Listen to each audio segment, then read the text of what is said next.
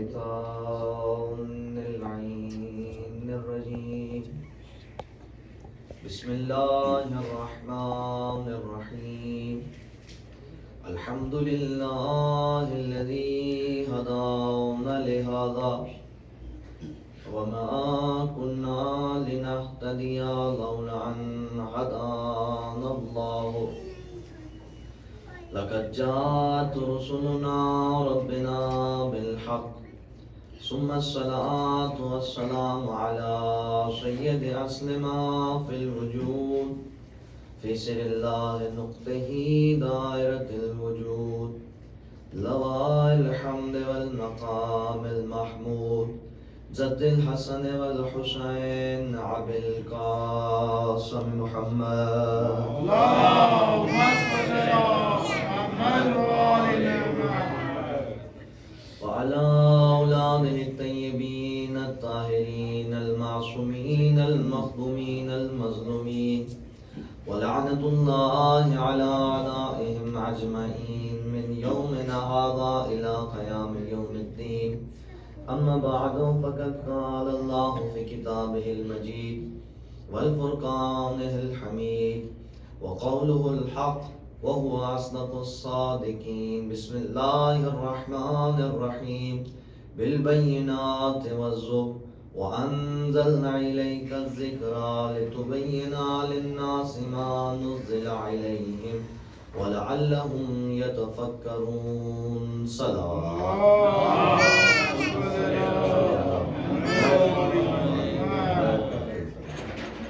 مزاج مولا کی نفاستوں پر نہ گوانا مجھے تو بلند آواز سے صلوات پڑھی.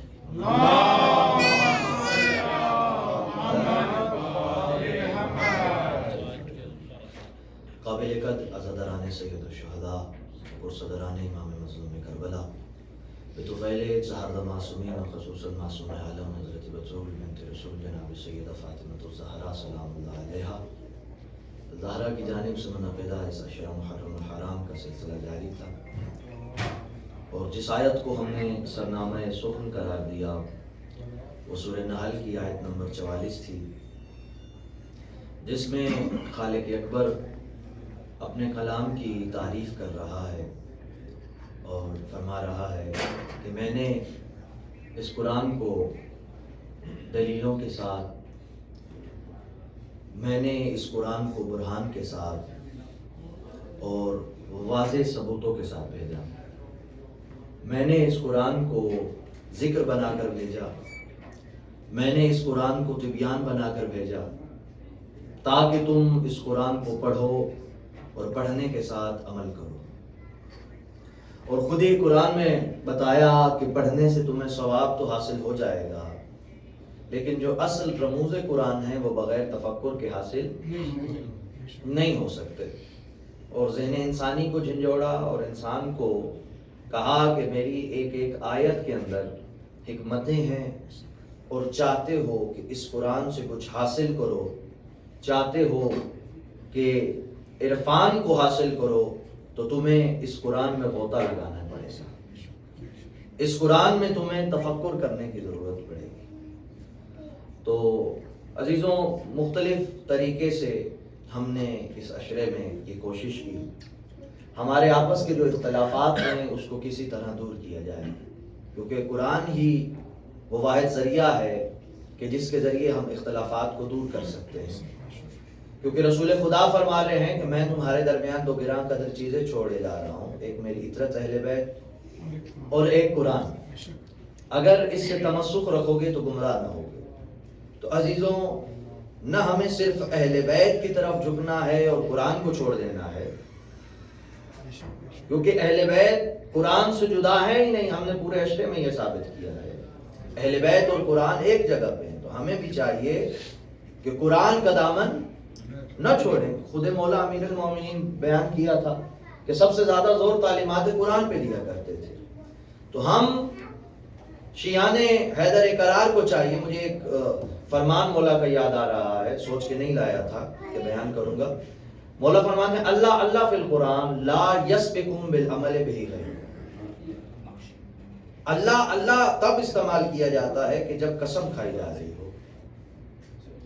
یعنی اللہ کہہ کے تمہیں مولا قسم کھا کے کہہ رہے ہیں کہ میں یہ چاہتا ہوں کہ کوئی بھی تم شیعوں سے قرآن پر عمل کرنے میں سبقت حاصل نہ کرے. لا یسبقکم بالعمل بہ غیرکم، تمہارے علاوہ اس قرآن پر عمل کرنے میں کوئی سبقت حاصل نہ کرے. تو عزیزوں ہمیں کرنا کیا ہے؟ اس قرآن کو نہیں چھوڑنا، کیونکہ قرآن روز قیامت خدا بند کریم کے بارے جب بعض چیزیں شکوہ کریں گی تو ان میں سے ایک قرآن بھی ہوگا. کہ قرآن شکوہ کرے گا کہ میرے بارے اللہ، انہوں نے میرے اے بار الہ، ان مسلمانوں نے، ان مومنوں نے مجھے بند کر کے اپنی طاقتوں پہ سجا دیا، مجھے خوبصورت لباسوں میں تو رکھا لیکن کسی نے یہ زحمت نہیں کی کہ مجھے پڑھ دیتے. تو شکوہ کرنے والوں میں سے ایک قرآن بھی ہوگا. ایسے اور بھی بہت ساری مساجد ہیں، بار کا ایک موضوع نہیں ہے. تو عزیزوں قرآن کا دامن ہمیں نہیں چھوڑنا ہے. اسی قرآن میں ایک آیت ہے، ارشاد ہو رہا ہے کہ یوم ندعو کل اناس بامامہم. اب آپ تمام لوگ یہ چاہتے ہیں کہ میں اس آیت کا ترجمہ پیش کروں، کیونکہ آیت پڑھ رہا ہوں، اور ہوتا بھی یہ ہے کہ جب آیت پڑھی جائے تو ترجمہ پیش کیا جائے. لیکن میں یہ چاہتا ہوں کہ اس آیت کا ترجمہ پیش کرنے سے پہلے اس آیت کا پس منظر سمجھا جائے. اس آیت کو سمجھنے کے لیے ہمیں اس کے پس منظر کو جاننے کی ضرورت ہے. سورہ بقرہ میں پارہ نمبر 1 صفحہ نمبر 13 کی پہلی آیت اللہ تعالیٰ ارشاد فرما رہا ہے، بسم اللہ الرحمن الرحیم، وقالت الیہود لیست النصارى علی شیء وقالت النصارى لیست الیہود علی شیء. کہ یہودی کہتے ہیں نصرانیوں کا مذہب کچھ نہیں ہے. یہودی کہتے ہیں، قرآن کی آیت پیش کر رہا ہوں، اس کا ترجمہ توجہ میری طرف رکھیے گا. یہودی کہتے ہیں عیسائیوں کا مذہب کچھ نہیں ہے. نصرانی یعنی عیسائی کہتے ہیں یہودیوں کا مذہب کچھ نہیں ہے. آسان کر دیتا ہوں، یعنی ایک دوسرے کو نیچا دکھانے کی کوشش کرتے ہیں. وہ کہتے ہیں وہ جھوٹے، وہ کہتے ہیں وہ جھوٹے. مثال لے لیجئے پاکستان کی، جو اس وقت پولیٹکس کا حال ہے. جیسے نواز شریف صاحب کو عمران خان صاحب کی پارٹی کہتی ہے کہ ان کی پارٹی جو ہے ملک کو تباہ کر کے گئی ہے، اور اب پورے پاکستان کی پارٹیاں اکٹھی ہو کے کیا کہہ رہی ہیں کہ عمران خان نے ستیہ ناش کر دیا ہے. دونوں ایک دوسرے پہ الزام لگا رہے ہیں. غلط تو نہیں کہہ رہا میں؟ غلط نہیں کہہ رہا تو میرے ساتھ تھوڑا سا بولیے گا. اللہم صلی تھوڑی سی چہرے سے سمائل دے دیا کریں تاکہ مجھے پتہ چلے کہ آپ کو میری بات سمجھ آ رہی ہے، تاکہ میں پریشان نہ ہو جاؤں کہ غلط تو نہیں کہہ گیا. تو یہی ایک دوسرے کو جھوٹا، وہ کہتے ہیں کہ انہوں نے تباہ کر دیا ہے ملک کو، یہ کہتے ہیں انہوں نے تباہ کر دیا ہے. ایک دوسرے کو دلیلیں دیے جا رہے ہیں. اسی طرح اللہ کہہ رہا ہے کہ یہودی عیسائیوں کو کہتے ہیں کہ ان کا مذہب کچھ نہیں ہے، عیسائی کہتے ہیں یہودیوں کا مذہب کچھ نہیں ہے. یہودیوں نے کہا بھائی عیسائی آج کل بڑا اکڑا کے چلنے لگے ہیں، کوئی ایسا مفروضہ قائم کیا جائے، کوئی ایسی بات کی جائے کہ عیسائی اپنا سر نہ اٹھا سکیں. تو بھائی ان کے بڑے اکٹھے ہوئے. انہوں نے کہا کہ آج کے بعد تم نے میدان میں آ کے یہ کہنا ہے کہ قیامت والے دن اللہ ہر انسان کو اس کے باپ کے ساتھ اٹھائے گا. کیا کہنا ہے میدان میں جا کے عیسائیوں کے سامنے؟ کہ اللہ قیامت والے دن ہر انسان کو اس کے باپ کے ساتھ اٹھائے گا. اب جناب عیسیٰ بغیر معجزے کے ساتھ بغیر باپ کے پیدا ہوئے. تو عیسائیوں نے کہا، پریشان ہونے لگے کہ بھائی جب ہمارا نبی نہیں اٹھے گا تو امت کیسے اٹھے گی؟ نبی نہیں اٹھے گا قیامت والے دن. انہوں نے کہا کہ باپوں کے ساتھ اٹھائے جاؤ گے. انہوں نے کہا جب نبی نہیں اٹھے گا تو امت کیسے اٹھے گی؟ بڑے پریشان ہو گئے. بھائی یہ تو اس یہودیوں نے بھائی ہمارا کام خراب کر دیا ہے. ان کے بڑوں نے کہا پریشان ہونے کی ضرورت نہیں ہے، وہ اپنے پاس سے مفروضہ قائم کر سکتے ہیں، وہ جھوٹ بول سکتے ہیں. تو ہماری زبانوں پہ بھی کسی نے تالا نہیں لگایا. انہوں نے بھی ایک مفروضہ قائم کیا. انہوں نے کہا کہ قیامت والے دن جا کے کہہ دو ان سب کو، یہودیوں کو جو کہتے ہیں نا قیامت والے دن باپ کے ساتھ اٹھائے جاؤ گے، ان سے جا کے کہہ دو کہ قیامت والے دن باپ کے ساتھ نہیں بلکہ ماں کے ساتھ اٹھائے جاؤ گے. کیا کہا؟ ماں کے ساتھ اٹھائے جاؤ گے. اور بعض ایسے تھے جنہوں نے کہا کہ چلو پردہ رہ جائے گا, اب اس سے واضح میں نہیں کر سکوں گا, چلو پردہ رہ جائے گا. تو حالانکہ ان کو یہ نہیں پتا تھا کہ قیامت والا دن پردے دینے والا نہیں, پردے اٹھانے والا دن ہے. قیامت والا دن حق و باطل کے درمیان امتیاز کرنے والا دن ہے. قیامت والا دن عدل و انصاف والا دن ہے. اب عزیزان محترم, یہودی کہنے لگے باپ کے ساتھ اٹھائے جائیں گے, عیسائی کہنے لگے ماں کے ساتھ اٹھائیں گے. بالکل یہ دو عقیدے مسلمانوں میں بیٹھ گئے. آدھے مسلمان کہنے لگے باپ کے ساتھ اٹھائے جائیں گے, آدھے مسلمان کہنے لگے ماں کے ساتھ اٹھائے جائیں گے. فیصلہ ہو نہیں رہا. ایک دوسرے کو کہتے ہیں نہیں ہم ٹھیک کہہ رہے ہیں, دوسرے کہتے ہیں ہم ٹھیک کہہ رہے ہیں. ایک کہنے لگے باپ کے ساتھ اٹھیں گے, ایک کہنے لگے ماں کے ساتھ اٹھیں گے. جب فیصلہ نہیں ہو سکا تو وہاں پہ آئے جو سب سے سچا نبی تھا, جو کائنات کا سب سے بڑا نبی تھا, محمد مصطفیٰ کی بیٹھک میں آئے. کائنات کی سب سے سچی محفل سجی ہوئی تھی, کائنات کا سب سے سچا نبی محمد مصطفیٰ رونے کے ممبر تھا. آ کے صحابہ کرام کے مجمع میں یہ دو گروہ بھی بیٹھ گئے. آ کے پوچھا یا رسول اللہ ہم سے فیصلہ ہو نہیں رہا, آپ ہی بتائیے قیامت والے دن باپ کے ساتھ اٹھائے جائیں گے یا ماں کے ساتھ اٹھایا جائیں گے؟ یا رسول اللہ آپ بتائیے. قبل اس کے کہ محمد بولتے اللہ نے وحی بھیجی, جبرائیل امین آئے. جبرائیل امین نے آ کے کہا او محمد مصطفیٰ تیرا رب کہہ رہا ہے اپنے ان پیارے پیارے صحابہ کو کہہ دو یوم ندعو کل اناس بامامہم. اس روز نہ باپ کے ساتھ اٹھائے جاؤ گے نہ ماں کے ساتھ اٹھائے جاؤ گے. اس روز تمہیں پکارا جائے گا تو تمہارے اماموں کے ساتھ. نعرہ تکبیر, اللہ اکبر, نعرہ رسالت, نعرہ حیدری, حیدری, اور محمد وال محمد صلی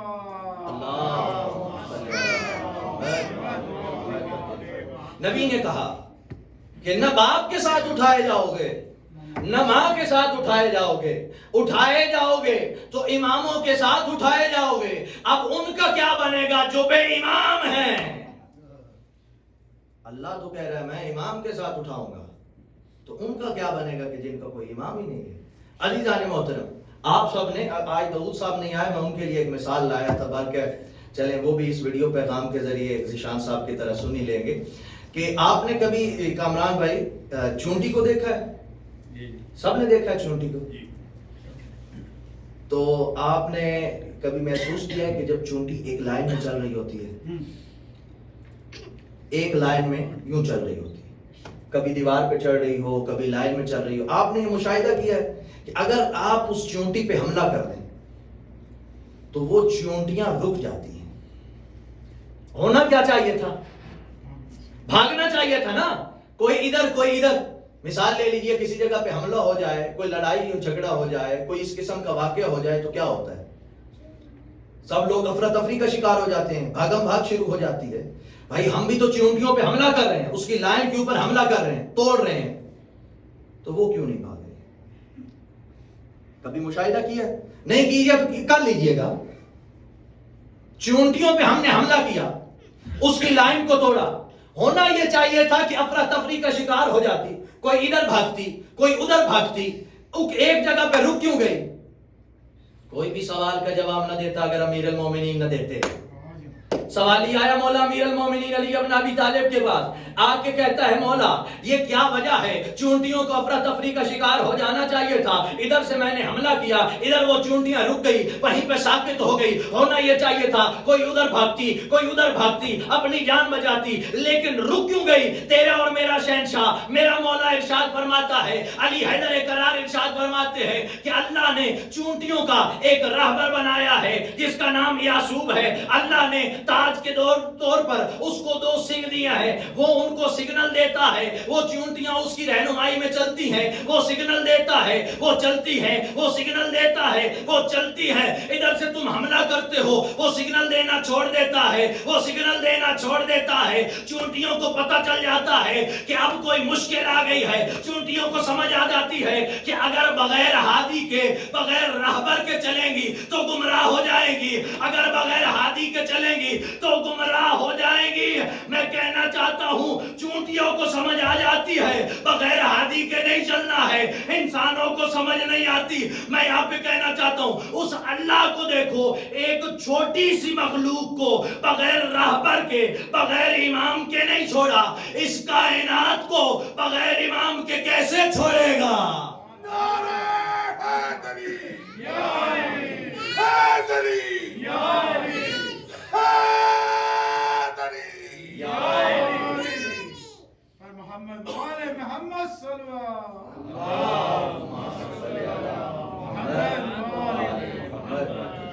وہ اللہ جو اپنی سب سے چھوٹی مخلوق کو، یہ تو ہمیں پتا ہے کہ سب سے چھوٹی، شاید اس سے بھی تو چھوٹی ہوگی، اللہ اپنی چھوٹی سی مخلوق کو بغیر امام کے نہیں چھوڑتا، تو اتنی بڑی کائنات کو بغیر امام کے کیسے چھوڑ سکتا؟ ایک عالم دین ہے، ایران کے رہنے والے تھے، مجتہد تھے، نام ہے کاظم یزدی۔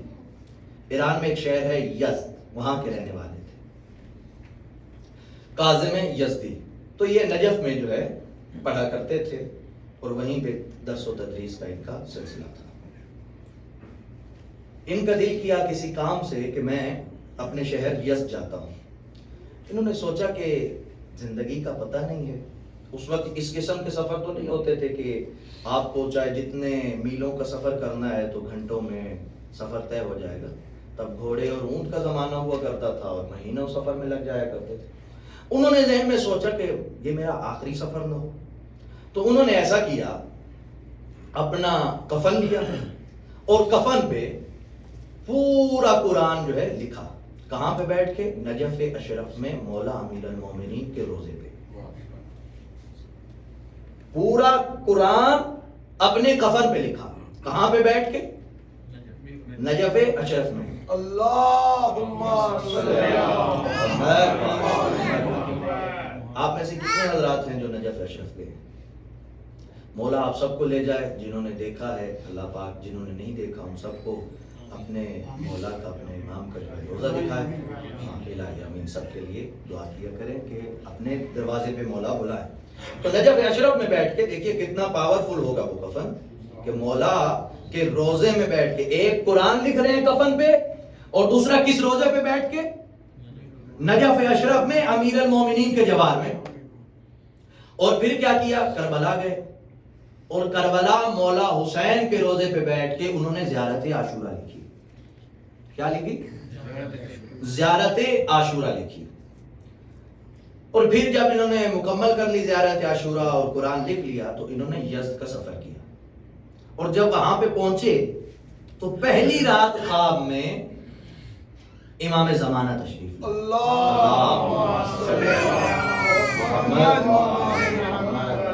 بارے دیگر ایک سلوات پڑھ دیجیے۔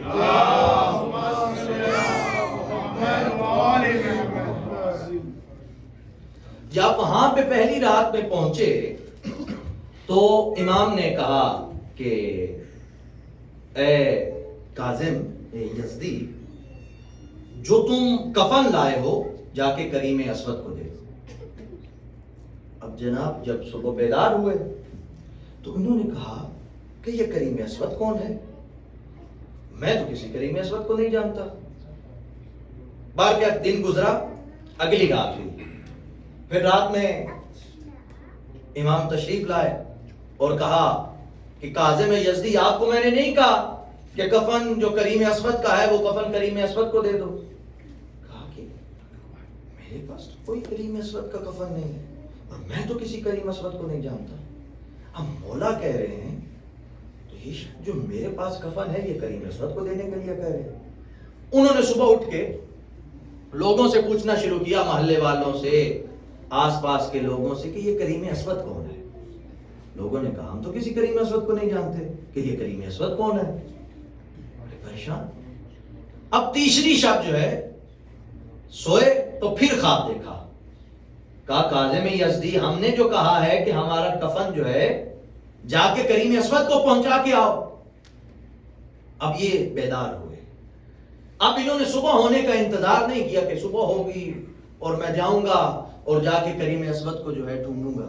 اب انہوں نے کہا کہ امام میرے پاس آ رہے ہیں تو مجھے اب جو ہے لازمی جانا پڑے گا. اب کریم اسود اٹھے, انہوں نے کہا چلیں. اب اس طرح تو نہیں تھا کہ جس طرح یہ اسٹریٹ لائٹس ہیں اور ہر جگہ روشن ہے. پہلے گاؤں ہوا کرتے تھے, اندھیرا ہوا کرتا تھا, تاریکی. اب جناب ہر طرف ہر بندہ سویا ہوا ہے, بس کریم اسود چلے گئے, یہ کاظم یزدی چلے جا رہے ہیں کریم اسود کی تلاش میں کہ کہیں مجھے کریم اسود مل جائے. ایک دم ذہن میں آیا کہ میرے پاس جو کفن ہے تو میں جاتا ہوں کسی قبرستان میں, جیسے امام بارگاہوں میں غسل خانے ہوتے ہیں غسل دینے کے لیے میت کو. انہوں نے کہا کہ میں اس جگہ پہ جاتا ہوں کہ شاید مجھے کوئی اتا پتہ چلے. جیسے ہی اس طرف چلے ان کو ایک دیا جلتا ہوا نظر آیا, روشنی نظر آئی. گئے وہاں پہ, پہنچے, انہوں نے سلام کیا, السلام علیکم. جواب آیا علیکم السلام کاظم یزدی.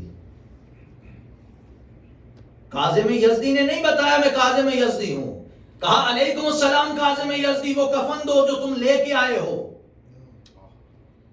کاظم یزدی نے کہا آپ کو کیسے پتا کہ میں آ رہا ہوں, آپ کو کیسے پتا کہ میرے پاس ایک کفن بھی ہے. کہا کہ جس نے تمہیں بھیجا ہے اسی نے مجھے یہاں پہ بھیجا ہے. جس نے تمہیں بھیجا ہے اسی نے مجھے یہاں پہ بھیجا ہے. تو اس نے کہا کہ یہ کریم اسود کون ہے؟ کہا بس مجھے یہ کہا گیا ہے کہ کریم اسود کو لایا جا رہا ہے, کاظم یزدی کفن لے کے آئیں گے, آپ نے کریم اسود کو غسل دینا ہے اور پھر دفن کرنا ہے. اب تھوڑی دیر کے بعد میت لایا گیا کریم اسود کا اور ساتھ میں اس کے بچے ہیں, اولاد. غسل دے دیا, کفن پہنا دیا. تو اب کاظم یزدی ایک مجتہد ہیں, ایک عالم دین ہیں, انہوں نے سوچا یہ کوئی عام شخصیت نہیں ہو سکتی کریم اسود جس کے لیے امام اتنا اہتمام کر رہے ہیں. وہ کفن جو میں نے نجف میں بیٹھ کے لکھا ہے اور وہاں پہ میں نے قرآن لکھا ہے, اور وہ کفن جس پہ میں نے زیارت عاشورہ لکھی ہے, وہ کہہ رہے ہیں کریم اسود کو دے دو, اور مجھے مسلسل خواب میں کہا گیا ہے کہ کریم اسود تک یہ کفن پہنچاؤ. آخر یہ شخصیت ہے کون سی, کون سے مجتہد, کون سے عالم دین؟ انہوں نے پوچھا کریم اسود کی اولاد سے کہ یہ کریم اسود کون تھے؟ کہا کہ ہمارے باپ جو ہے حمال تھے. حمال کہتے ہیں کہ جیسے یہ منڈیوں میں کوئی کام اٹھانے والا ہو یا جس کو کوئی چیز لوڈ کر رہا ہو, جسے انگلش میں پورٹر بھی بولتے ہیں, تو وہ اس کا یہ کام تھا. کاظم یزدی حیران, یہ کیا بات ہے, نہ کوئی مجتہد, نہ کوئی عالم, نہ کوئی فعلم, اور امام اتنی چگدو کر رہے ہیں اس کے لیے کہ اتنا قیمتی, اتنا پاورفل کفن کہہ رہے ہیں اس کو پہنچا دو. پھر اس نے پوچھا کہ کوئی تو اس کا ایسا عمل ہوگا کہ ہمیں امام نے بھیجا ہے. تو کہنے لگا ہاں میرے باپ کے اندر ایک صفت ایسی تھی کہ میرے امام, میرے بابا جو ایک حمال تھے, انہوں نے اپنی ساری زندگی ایک لمحہ بھی اپنے امام کو فراموش نہیں کیا. ساری زندگی ایک لمحہ بھی ایسا نہیں آیا کہ وہ اپنے امام سے دور ہوئے ہوں. ہمیشہ اپنے امام کو یاد رکھتے تھے. صبح ہوتی پہلا سلام امام کی خدمت میں کرتے, شام ہوتی آخری سلام بھی امام کو دیتے. تو دیکھیے جو امام کو یاد رکھتا ہے پھر امام بھی اس کو تنہا نہیں چھوڑتے. ہمارے وقت کا امام, ہمارا وارث ہمیں تنہا نہیں چھوڑتا ہے. کبھی بھی آزما کے دیکھ لیجئے گا, کسی بھی مشکل میں ایک مرتبہ امام زمانہ کو یاد کیجئے گا, امام زمانہ آپ کی کیسے مدد کرتے ہیں.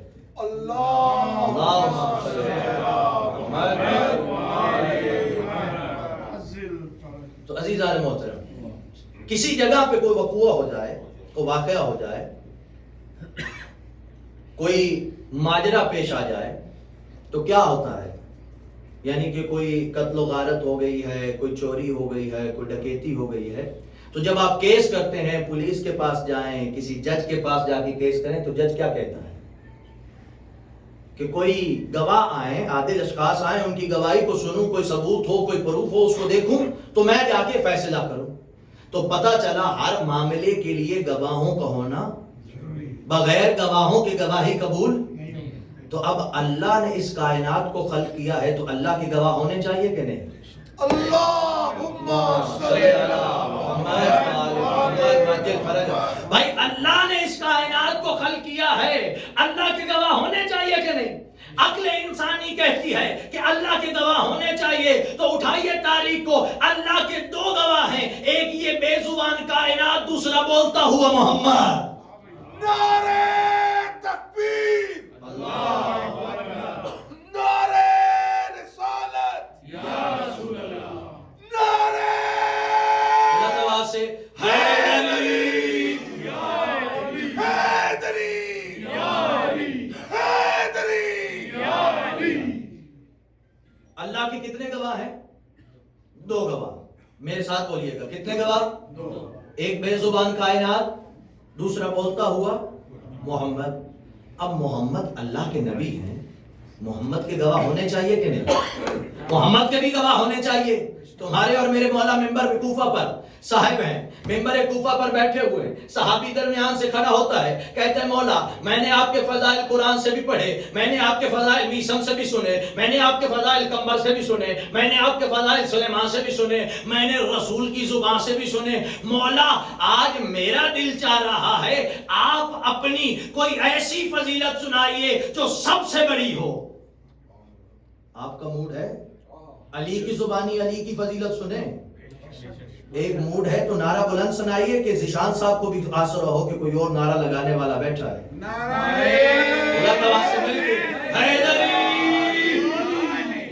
یا آج صرف آپ نے ڈیوٹی میری اور ذیشان صاحب کی رکھی ہوئی ہے؟ چلے صلوات پڑھ دیجیے بر محمد۔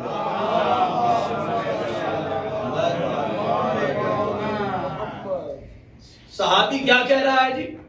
مولا میرا دل چاہ رہا ہے آپ کوئی اپنی سب سے بڑی فضیلت سنائیں۔ اچھا میں آپ سے سوال کر دوں کہ آپ کی نظر میں مولا علی کی سب سے بڑی فضیلت کون سی ہے؟ کہ علی کعبہ میں پیدا ہو گئے؟ علی سے پہلے کوئی کعبہ میں پیدا نہیں ہوا، اللہ کے گھر میں جناب عیسیٰ بھی تو تھے نا۔ جناب عیسیٰ کی ماں تو رہتی بھی مسجد میں تھی، لیکن کہا گیا عیسیٰ کی ماں مریم یہاں سے چلے جاؤ، یہ بچہ پیدا کرنے کی جگہ نہیں ہے۔ اب میں پوچھنا چاہتا ہوں آپ کی نظر میں علی کی سب سے بڑی فضیلت کون سی ہے؟ یہ کہ علی کی ماں کو بلایا گیا، علی کی ماں کو بلایا گیا، علی کی ماں کو بلایا گیا، کعبہ میں پیدا ہونا علی کی بڑی فضیلت ہے؟ نہیں نہیں، فضیلت ہے، سب سے بڑی فضیلت نہیں ہے۔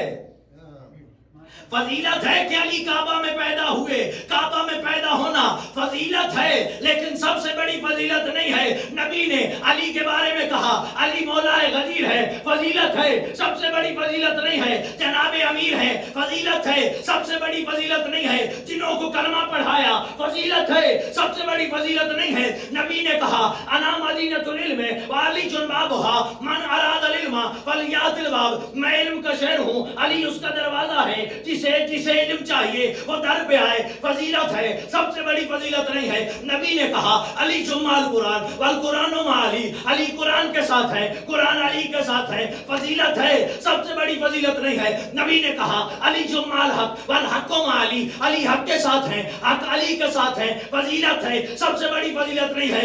نبی نے کہا علی جم منی وانا منہ، علی مجھ سے ہے، میں علی سے ہوں، فضیلت ہے، سب سے بڑی فضیلت نہیں ہے۔ فرمایا انا وعلی من نور واحد، میں اور علی ایک نور سے ہے، فضیلت ہے، سب سے بڑی فضیلت نہیں ہے۔ فرمایا یا علی انتا قسیم النار والجنہ، یا علی آپ جنت اور جہنم کو تقسیم کرنے والے ہیں۔ ذرا ہاتھوں کو بلند کر کے میرے ساتھ گواہی دیجئے گا، نبی علی کے لیے فرما رہے ہیں یا علی آپ جنت اور جہنم کو تقسیم کرنے والے ہیں، فضیلت ہے، سب سے بڑی فضیلت نہیں ہے۔ ارے جنوں کو کلمہ پڑھایا فضیلت ہے، سب سے بڑی فضیلت نہیں ہے۔ قبر میں کرسی لگنی ہے، فضیلت ہے، سب سے بڑی فضیلت نہیں ہے۔ نبی نے فرمایا یا علی من احبک فاحبنی وحبیب حبیب اللہ، یا علی جس نے تجھ سے محبت کی اس نے مجھ سے محبت کی، اور جو میرا محبوب ہے وہ اللہ کا محبوب ہے۔ پھر فرمایا یا علی ان ملک الموت یترحم علی محبت علی ابن ابی طالب کما یترحم علی الانبیاء، بے شک ملک الموت رحم کرتا ہے محبان علی پہ جیسے وہ رحم کرتا ہے انبیاء پہ۔ پھر فرمایا یا علی لا یحبک الا حلالج ولا یبغضک الا حرامی. یا علی آپ سے محبت وہی کرے گا جو حلالی ہوگا, آپ سے بغض وہی رکھے گا جس کا شجرہ نجس ہوگا. بھائی فضیلت ہے, سب سے بڑی فضیلت نہیں ہے. مولا منبر کوفہ سے کہتے ہیں کل کفا باللہ شہیدم بینی و بینہم ومن عندہ علم الکتاب. علی کی فضیلت کے لیے بس اتنا کافی ہے, جب وہ اللہ محمد کو نبوت دے رہا تھا علی دیکھ رہا تھا. نعرہ حیدری یا علی, نعرہ حیدری یا علی, نعرہ حیدری یا علی. محمد وآل محمد صلی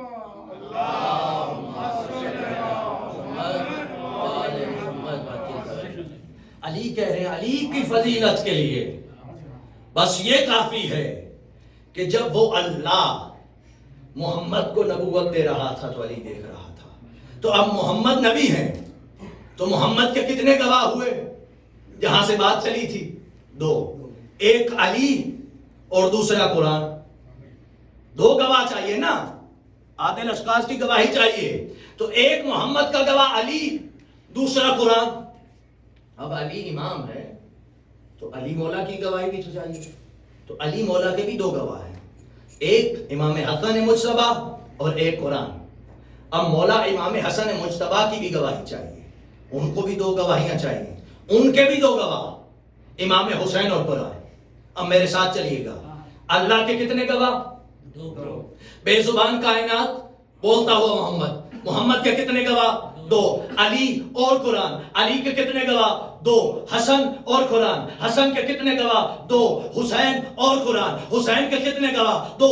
علی زین العابدین اور قرآن, علی زین العابدین کے بھی 2 گواہ. محمد باقر اور قرآن, محمد باقر کے بھی 2 گواہ. جعفر صادق اور قرآن, جعفر صادق کے بھی 2 گواہ. موسیٰ کاظم اور قرآن, موسیٰ کاظم کے بھی 2 گواہ. علی رضا اور قرآن, علی رضا کے بھی 2 گواہ. محمد تقی اور قرآن, محمد تقی کے بھی 2 گواہ. علی نقی اور قرآن, علی نقی کے بھی 2 گواہ. حسن عسکری اور قرآن, حسن عسکری کے بھی 2 گواہ. مہدی اور قرآن. اب یہاں پہ میں کہوں گا اللہ کے 2 گواہ, علی کے 2 گواہ, علی سے لے کے امام حسن عسکری تک کے 2 گواہ. اب میں کہنا چاہوں گا میرے مولا امام مہدی بھی امام ہے, امام کے بھی 2 گواہ ہونے چاہیے. قرآن تو گواہی دے گا لیکن کوئی معصوم ہونا چاہیے جو مہدی کا گواہ بنے, کوئی معصوم ہونا چاہیے. جب ہم سے کہا جائے گا بھائی گواہی چلتی آ رہی ہے, 2 گواہیاں تھی, اب مہدی کا گواہ کون بنے گا؟ جب ہم پریشان ہوں گے آواز قدرت آئے گی, مومنوں پریشان نہ ہو, میں نے عیسیٰ کو 4تھے آسمان پہ اسی دن کے لیے رکھا ہے. تم شیعوں سے مہدی کے گواہ مانگیں گے, میں عیسیٰ کو گواہ بنا کے بھیجوں گا. نعرہ تکبیر, اللہ اکبر, نعرہ تکبیر, اللہ اکبر, نعرہ تکبیر, اللہ اکبر, نعرہ حیدری یا علی. نعرے کا جواب بھائی بڑا ہلکا ہے, پھر مجھے بولنا پڑ جاتا ہے. کم از کم ذیشان صاحب جتنا زور تو لگائیے نا, مل کے ایک نعرہ سنائیے. حیدری. درود و محمد و آل محمد صلوات.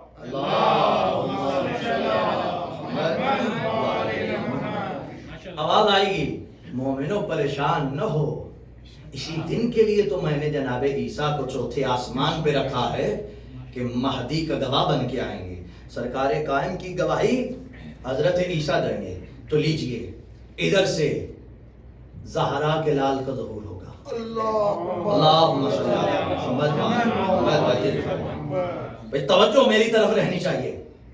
ادھر سے سرکار کا ظہور ہوگا, ادھر سے جناب عیسیٰ ہوں گے, جماعت کروانی ہوگی. سرکار قائم کہیں گے حضرت عیسیٰ آپ نبی خدا ہیں, آگے بڑھیے جماعت کرائیے. حضرت عیسیٰ ہاتھ جوڑ کے کہیں گے تو زہرا کا بیٹا ہے, تو علی کا 11واں پسر ہے, میں تجھ سے آگے بڑھنے کی جسارت نہیں کر سکتا. یہاں پہ کہنا چاہوں گا کہ جب اللہ کا ایک نبی اولوالعزم پیغمبر, ارے اتنا عظمت والا نبی, اتنی کرامتوں والا رسول جو مردوں کو زندہ کرتا ہے, اتنے معجزے رکھنے والا نبی, اتنے معجزے رکھنے والا نبی, بڑھ کے جماعت نہیں کروا سکتا، علی کے 11ویں بیٹے سے آگے بڑھ کے جماعت نہیں کروا سکتا، تو کسی عرب کے بدھو کی کیا جرت کہ علی سے آگے بڑھ کے جماعت کروائے؟ نعرہ حیدری، نعرہ حیدری، نعرہ حیدری۔ بعد از رسول خدا کہ جب میرے مولا ہے تو کسی کی کیا مجال ہے کہ علی سے آگے بڑھ کے جماعت کروائے؟ تو عزیزان محترم، ہمارے امام حاضر و ناظر ہیں، آئیے مل کے دعا کریں کہ مولا ہم تھک چکے ہیں اس زمانے سے، مولا عدل و انصاف کی ضرورت ہے، مولا ظلم بڑھ گیا ہے، مولا اب ظہور فرمائیے۔ اے قائم منتقم میں خون امام حسین، آپ کی بڑی ضرورت ہے۔ اے زہرا کے بیٹے تشریف لائیے کہ خون حسین کے انتقام آپ نے لینا ہے۔ جنہوں نے پاک سیدہ کے اوپر ظلم کیے ان کو قبروں سے اٹھا کے انتقام لیجئے۔ عزیزوں، مجھے آج حسین کے سپہ سالار کا ماتم کرنا ہے، آج مجھے علی کی بیٹی کو پرسہ دینا ہے۔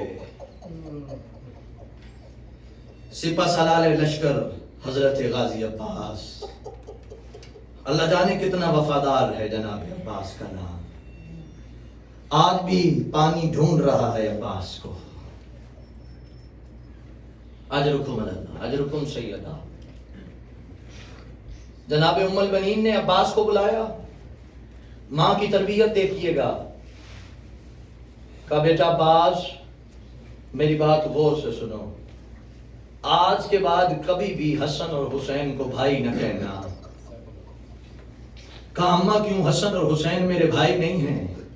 کہا نہیں عباس بھائی ہیں، لیکن وہ آقا زادی زہرا کے بیٹے ہیں، تو آقا زادی زہرا کی کنیز کا بیٹا ہے۔ آج کے بعد جب بھی سرکار کو بلانا، آقا کہہ کے بلانا، مولا کہہ کے بلانا۔ اس دن کے بعد جب بھی جناب عباس نے مولا کو بلایا، یا آقا کہا ہے یا مولا کہا ہے، امام کے علاوہ امام جناب غازی عباس نے نام نہیں لیا۔ جب بشیر مدینے میں آیا اور مسجد نبوی میں اعلان کیا کہ مولا حسین شہید ہو گئے ہیں، تو یہ آواز جناب ام البنین کے کانوں میں پڑی ہے۔ جناب ام البنین نے اپنے پوتے فضل کو کہا فضل میرے ساتھ چلو، مجھے مسجد میں لے جاؤ۔ آنکھوں میں موتیا ہو چکا تھا بی بی کو، نظر نہیں آتا تھا۔ فضل کے سہارے مسجد میں آئی اور پوچھا بشیر تم نے جو اعلان کیا ہے دوبارہ بتاؤ کون شہید ہو گئے؟ کہا مولا حسین۔ کہا کون سے حسین؟ کہا زہرا کا لال حسین، علی کا بیٹا حسین، نبی کا نواسا حسین مار دیا گیا۔ ام البنین کہتی ہے بشیر میں کیسے مان لوں حسین مارا گیا جبکہ حسین کے ساتھ عباس بھی تھا؟ کہا بی بی جب مولا حسین شہید ہوئے تو عباس نہ تھے، یہ جملہ سننا تھا۔ ام البنین نے کہا بشیر کیا کہا؟ میں کیسے مان لوں عباس جنگ نہ کر سکے؟ کہا بی بی عباس جب گرے عباس کے بازو ساتھ نہ تھے۔ اجرکم اللہ، اجرکم سیدہ۔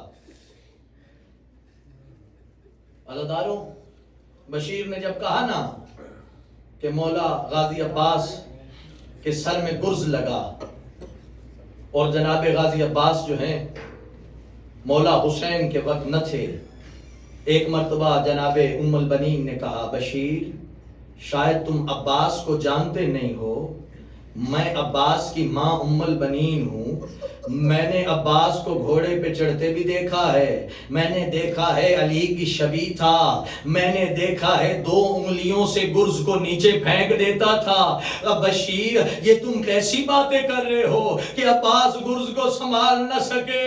کہا بی بی عباس گرز کو تو تب سنبھالتے کہ جب عباس کے بازو ساتھ ہوتے، بی بی جب عباس کو گرز لگا عباس کے بازو نہ تھے۔ اب یہ جملہ سننا تھا بی بی ام البنین کا، ایک مرتبہ کا واہ عباس آ، واہ عباس آ، اور اور بلند گریا کیا. بشیر نے پوچھا بی بی آپ کو کس بات نے رلایا؟ کہا بشیر تو نے بتایا ہے کہ عباس کے بازو نہ تھے.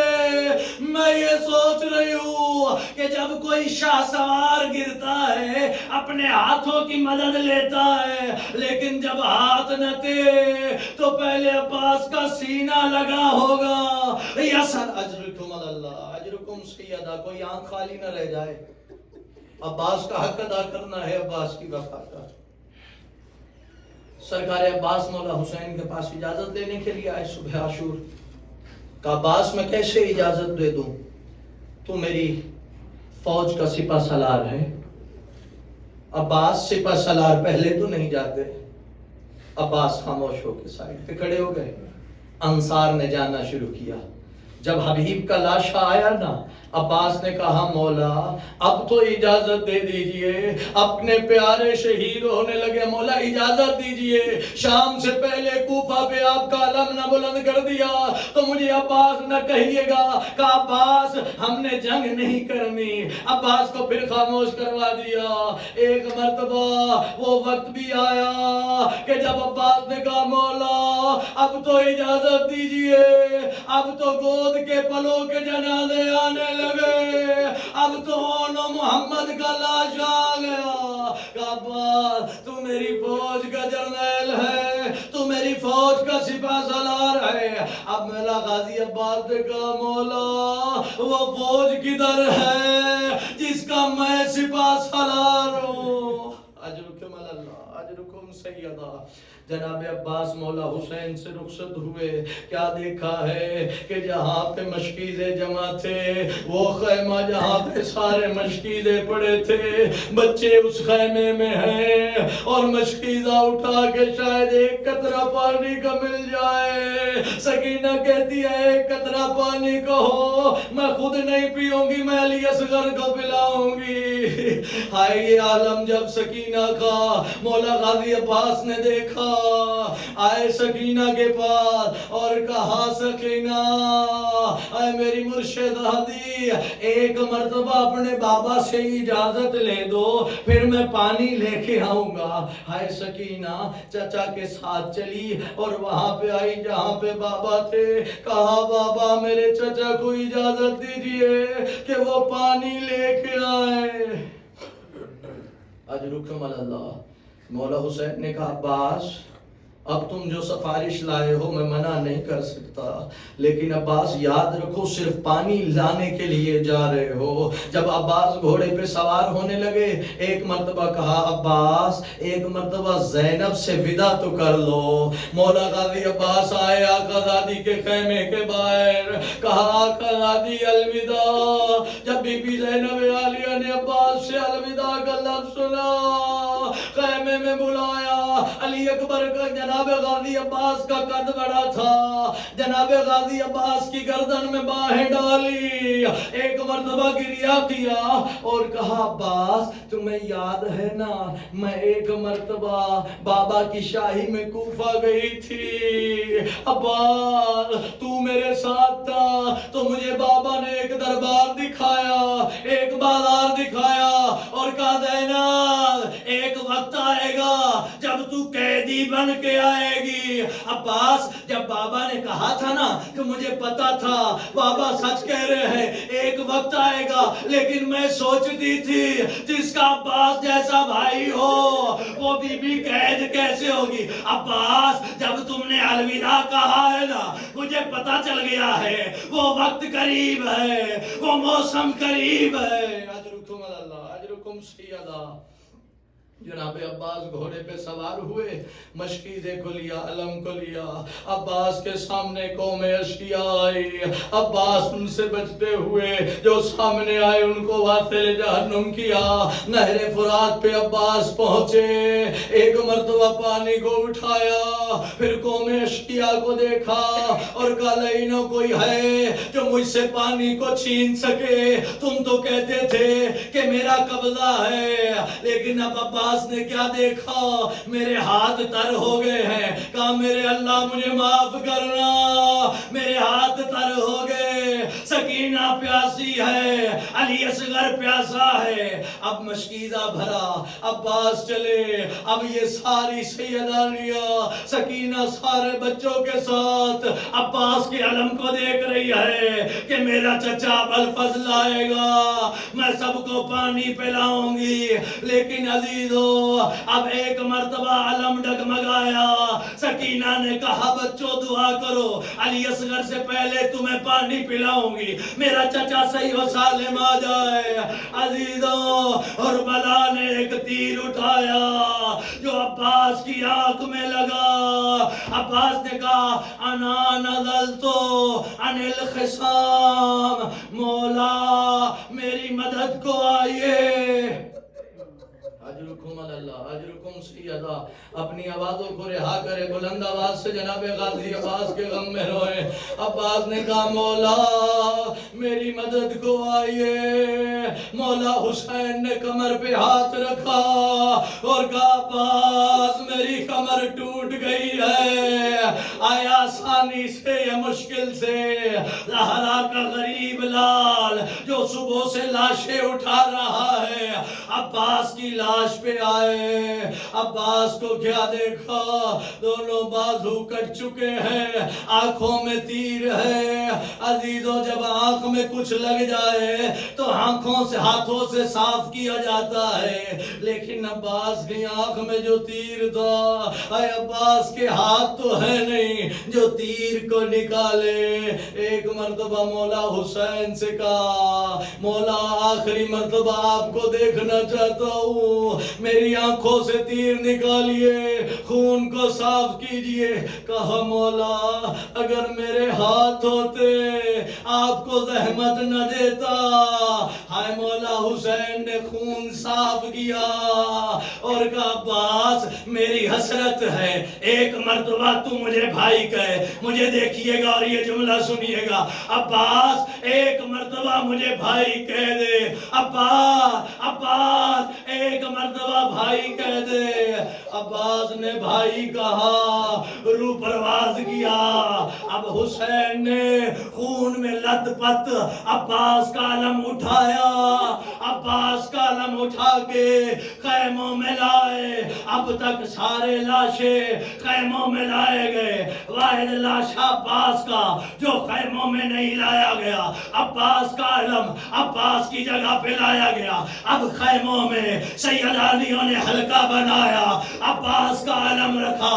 اب تک جتنے شہید تھے سب کا نام لے کے کہا واہ اکبرہ واہ قاسمہ، لیکن عباس تو آیا نہیں، علم رکھا گیا۔ سیدانیوں نے کیا ماتم کیا، واہ حجابہ واہ عزتہ واہ غربتہ واہ عباسہ۔